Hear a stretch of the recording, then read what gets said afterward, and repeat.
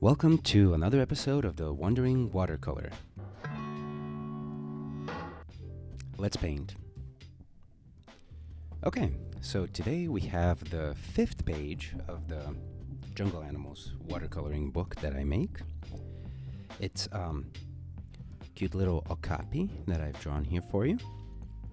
An Okapi is a very interesting animal. It's very elusive, really good at hiding, and I thought it would be perfect to add to the Jungle Animals book just because of how interesting it looks. It's kind of like a mixture of different animals almost. Kind of like almost like a chimera of sorts.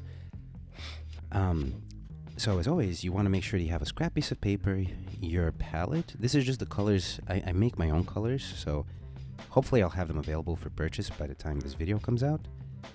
A brush, any brush works. This is just a simple Taklon brush, nothing fancy. Somewhere to mix your colors. This is a porcelain soap dish. You can use any dish really. Paper towel, 2 jars of water on the side. That's all you really need. So we can get started. I will start off by getting some of the light brown. I guess you could call this more of a sepia if you're wanting to get fancy with the terminology. I just call it light brown.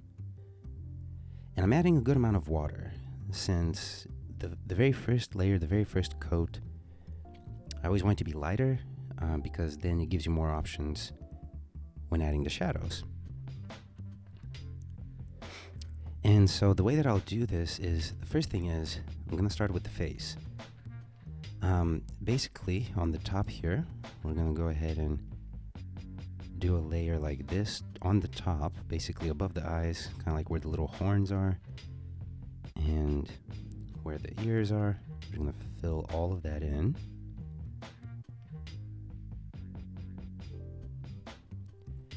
And then from there, what we'll do is we're going to wet our brush, rinse it off, wet it, maybe dry it off a little bit, maybe rinse it a little better, dry it off, and then pull down that color. Just pull down with the wet brush, and you want to fade it down so that it has that nice light transition. And then just leave that. And then grab the same color mixture. I'm going to actually, I want to get more of the color mixed up because this is a large area that we're covering, so we want to make sure that we have enough while painting it. We don't want to be running out of a color while doing the painting. Okay, and now I'm just gonna grab some of the mixture and start right here on the right side of the neck and just kind of go downwards like this.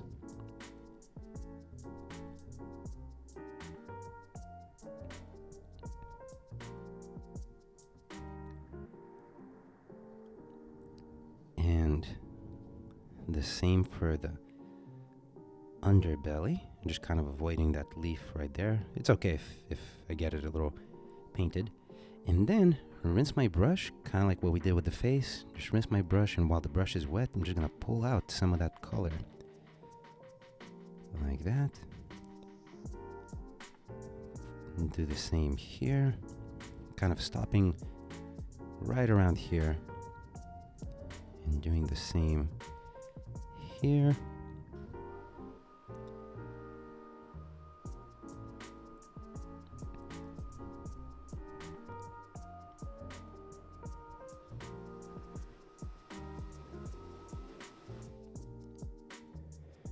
And then filling that in between, carefully avoiding the leaves. And then rinsing my brush and doing the same with pulling out some of that color. There we go.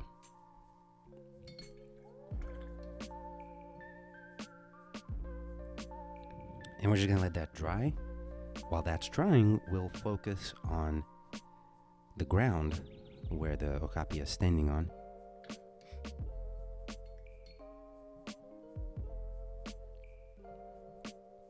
Basically, we're just gonna grab some green, dilute it with a good amount of water because the first layer we just want it to be a faint layer Maybe test a little bit. That's perfect. So what I'm doing here is starting off from where the hooves are. I'm just gonna go all around like this.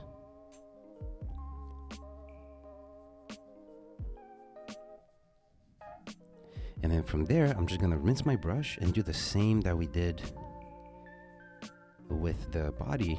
Is I'm just gonna pull out some of that color so we can fade out as we move further away from where the hooves are. And then basically just leave it like that. I'm gonna rinse my brush.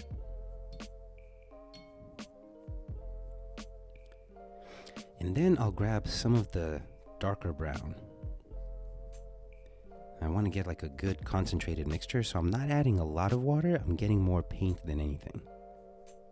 I just need some water so that I can move the paint around. It makes it easier to move around.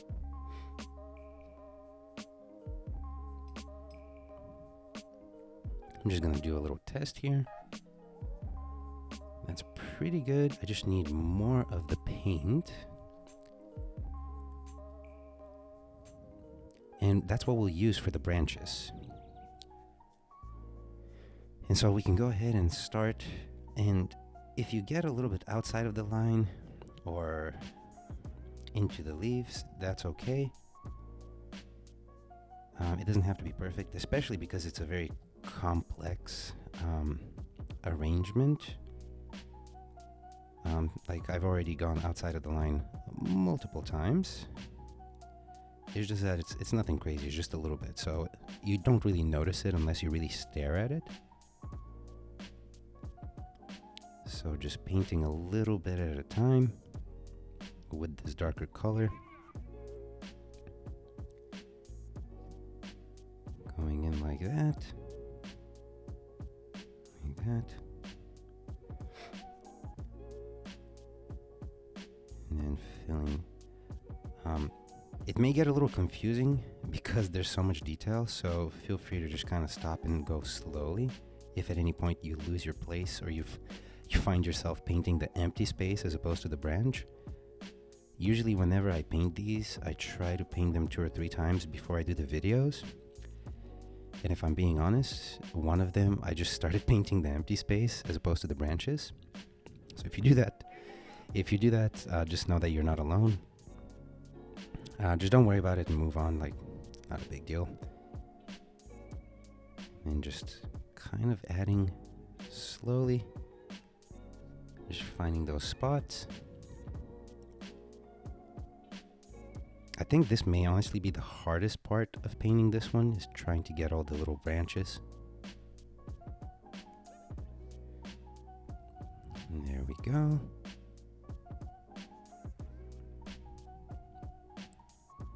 And we're almost done. Just finishing this. Like that. There we go. Okay. Looks good. I'll rinse my brush. And the next part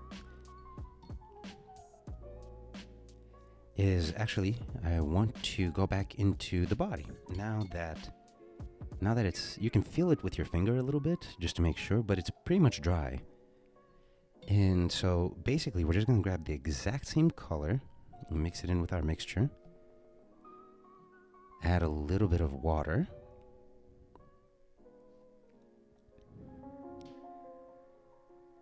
Okay.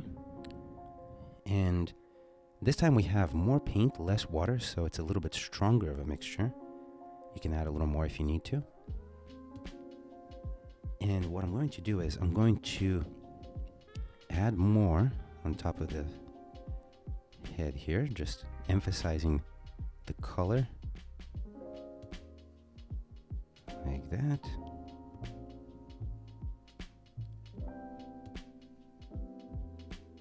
Same for the ears.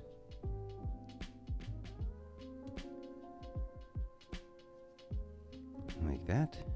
And then down here on this side, basically just following the marks that I made previously. kind of like that.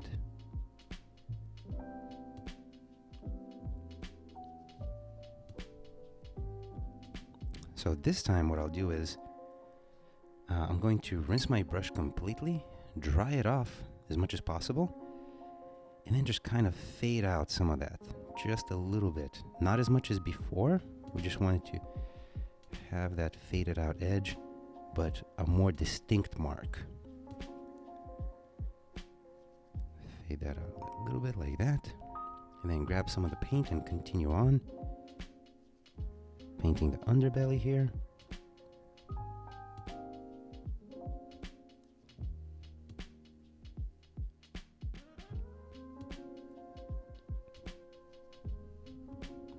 And back here a little bit. Like that. Rinse my brush. Same thing. Dry it off. And then just fade out just a little bit. Like that.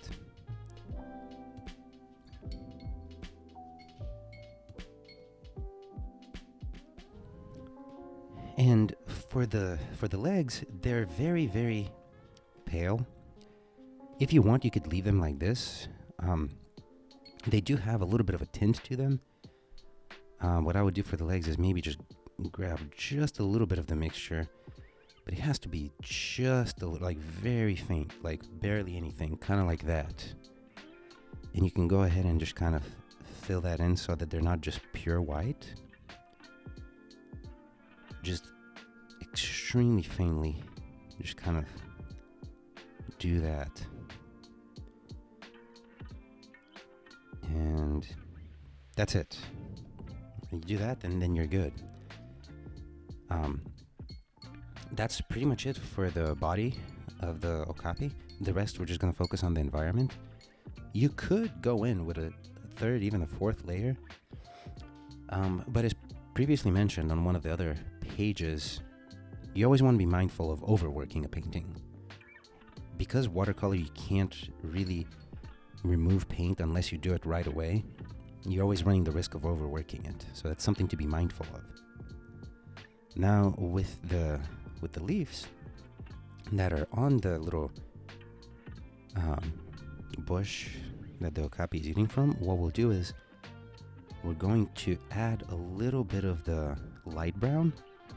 The reason being is it'll darken the green color just enough.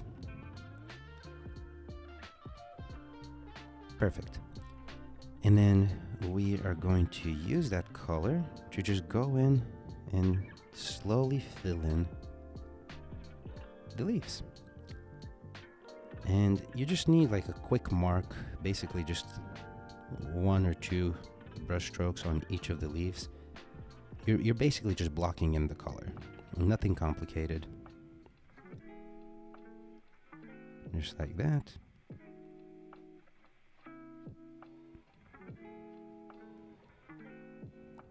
Just going in and filling that in.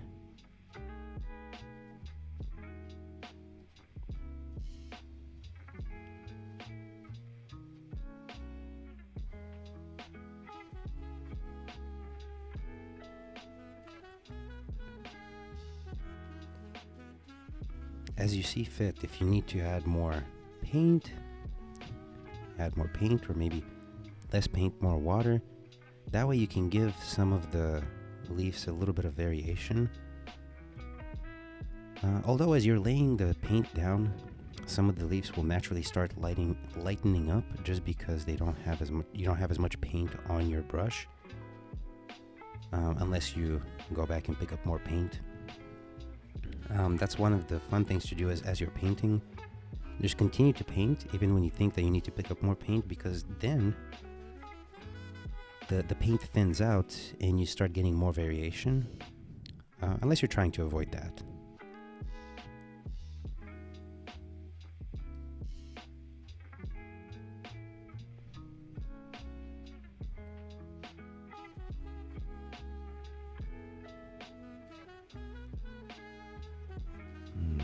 Okay.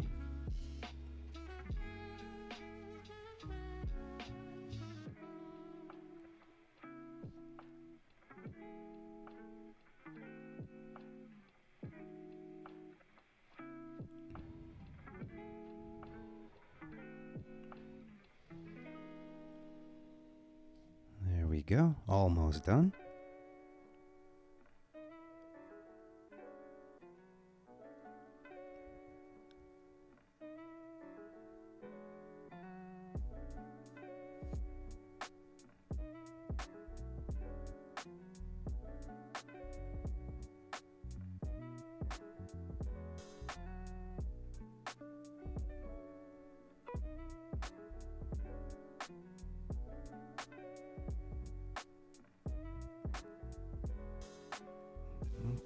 Okay. There we go. Okay. So we have all that filled in.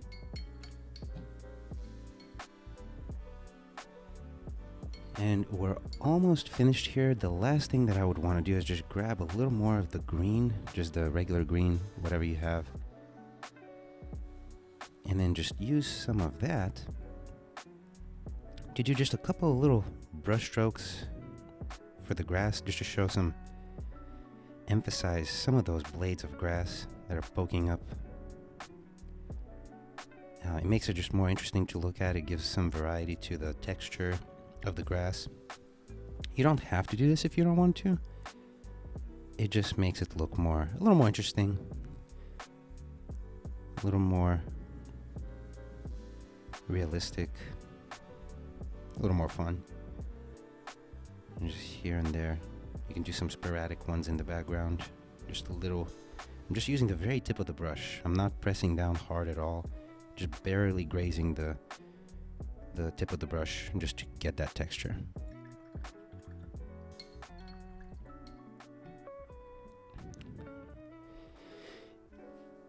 And I'm gonna step back.